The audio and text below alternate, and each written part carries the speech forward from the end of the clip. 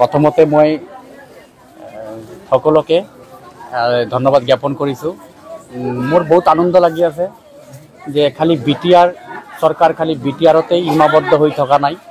আজি ধুবুৰী জিলাত বিলাসীপাৰা 422 গৰাকী তীৰ্থযাত্ৰী বৃন্দাবনলৈ তীৰ্থযাত্ৰা আৰম্ভণি কৰিছে।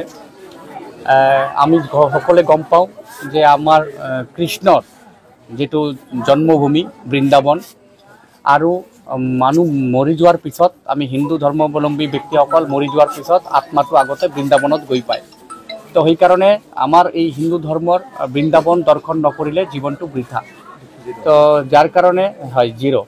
তো সেইমতে প্ৰত্যেক বছৰত আপোনাৰ কাৰ্তিক মাহত বৃন্দাবনত এক মাহ উৎসৱ হয়, ৰাধে ৰাধে মানে উৎসৱ হয়। তো তাতে গিৰি গোবৰ্ধন, মথুৰা, গোকুল, বৃন্দাবন মানে দৰ্শন কৰিলে বহুত পুণ্য লাভ হয়। তো সেইমতে গোটেই অসমৰ বিশ্বৰ হিন্দু ধৰ্মাৱলম্বী ব্যক্তিসকল বৃন্দাবনত আহি মাছ গেদাৰিং হয়।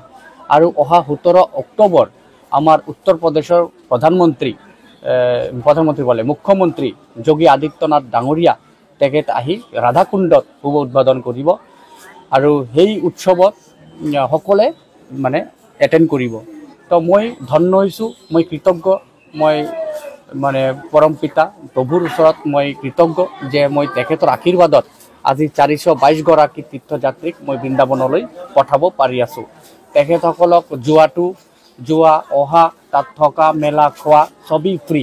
খালি ভক্তবৃন্দসকল যাব লাগে, বৃন্দাবন দৰ্শন কৰিব লাগে, কৃষ্ণ গোপাল ঠাকুৰৰ আশীৰ্বাদ ল'ব লাগে, ৰাধাৰাণীৰ নাম ল'ব লাগে। তো আজি এই কোকৰাঝাৰ ৰেলৱে ষ্টেচনত সকলোকে মই স্বাগতম জনাইছোঁ। মই ভগৱানৰ ওচৰত প্ৰাৰ্থনা জনাইছোঁ যে তেখেতসকলৰ এই তীৰ্থযাত্ৰা যাতে সাফল্যমণ্ডিত হয় আৰু যি মনোকামনা আছে সেই মনোকামনা ভগৱানৰ ওচৰত ব্যক্ত কৰিব আৰু ভগৱানে আশীৰ্বাদ প্ৰদান কৰিব।